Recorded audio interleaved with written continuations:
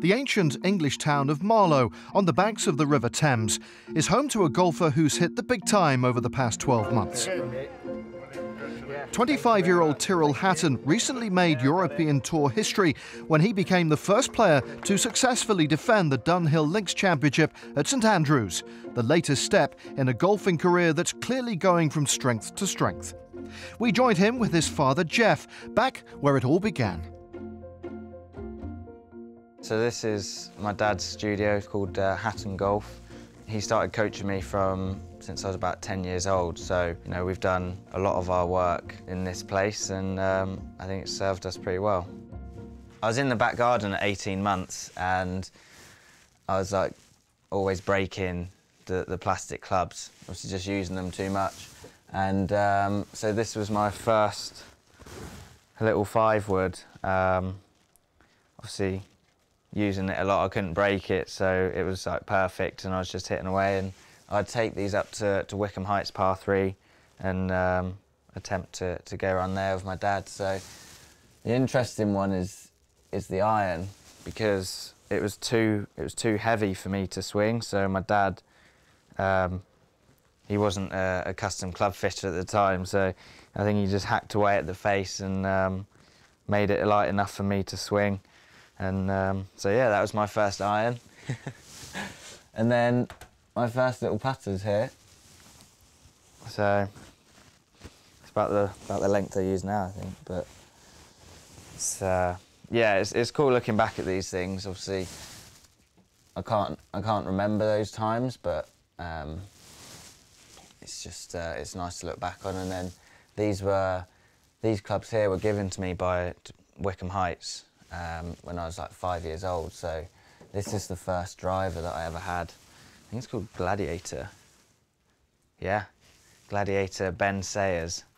So yeah, this was my first driver that I used. I think I used that for about a year or 2 years before I started using Callaway stuff after that, which was nice. Tyrrell's rise through the golfing ranks has been largely thanks to his exquisite iron play. At St Andrews, his ball striking took him to a different level as he finished on 24 under par, a victory by 3 shots. And he still goes back to basics to keep his game in good shape.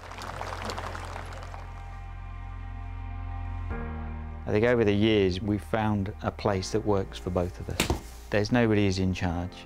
We work together as a team, and that's how we get the best out of it, because I can't work without his feedback, he can't work without my eyes, and between the two of us we'll come up with the solution. So it's more of a team thing now. Yeah, maybe early days definitely I was more coaching. Now it's more fixing and working together, more of a mechanic.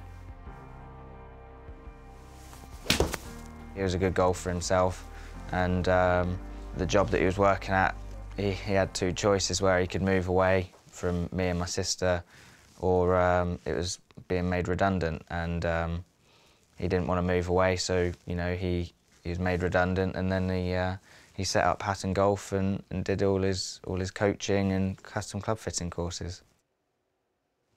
He was the biggest influence in me doing what I do now. Yeah. I just found that I actually enjoyed coaching more than I enjoyed playing. I think when I started I wouldn't say I was that good, but I've learnt a lot over the years. Very different now, how I coach, how I approach the equipment side of things. There's a lot more to it than you appreciate. I think you're looking at 5 to 10 years before you become competent at it, and I think the trick is not to change anything just for the sake of change. You need to change it because there's a reason for changing it. Keeping it simple is the best way. If they're good players, you keep it simple because they're good already. There's nothing wrong, really, fundamentally wrong. It's going to be something simple. So you're always looking for the simple fix, but we're always looking for certain points in the swing that we've done for the last, well, it's probably pushing on for 20 years, certain points that always hit those spots and the swing will be in good shape.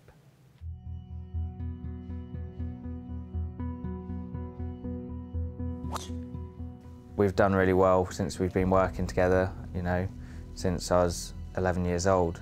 we've had good results, and I like to keep things simple, and my dad's the same with how we go about working on the swing and getting it back to where it needs to be, and that works best for me, and it's important to sort of know what works best and try not to, you know, everyone's got their own opinions on how you should do things, but, you know, knowing yourself how things work and what works best is very important. A lot of players don't like playing in front of crowds. I think that's the difference between those guys that go on and make it and those guys that are good enough and don't. But I think he was either 5 or 6 playing in the Junior Masters, and it was a playoff, 3-way playoff between 3 players. So there was quite a lot of people came out and watched, and he just went up a gear when the crowds come out. So if you got a big crowd at a tournament, he enjoyed it more than a few people wandering around. So it was just odd that at that time he seemed to step up when there was more pressure on, rather than wilt under the pressure of a crowd being around. And he won the playoff with a tap-in birdie on the 3rd hole. I remember that, actually. Yeah. Yeah, I remember the shot I hit. I hit a punched 8-iron, yeah. It was the 9th hole at Wickham Heights, par 3. I think it's only like 80-odd yards. But yeah, it's a round. But at the time, yeah, it was a punch 8-iron for me, and hit it, yeah, about a foot away, yeah. Yeah, it was pretty close. But yeah, I mean, he just seemed to change, which I thought, well, that's unusual. It's not what you'd expect to see.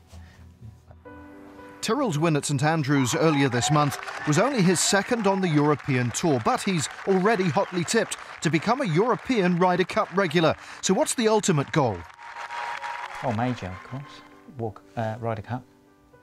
That would be, it's the pinnacle of golf, really, isn't it? That's where everybody wants to be. Yeah. Ryder Cup would be great because he's got such a good match play record. Even, you know, in the amateur ranks, he's got a really good match play record, and some of the match play events, he's only played 2 match play events, I think. He's done pretty good in those as well. Win rate's better than the lose rate, let's put it that way. Yes. A bright future looks assured for Tyrrell Hatton, and we'll continue to follow him closely here on Golfing World.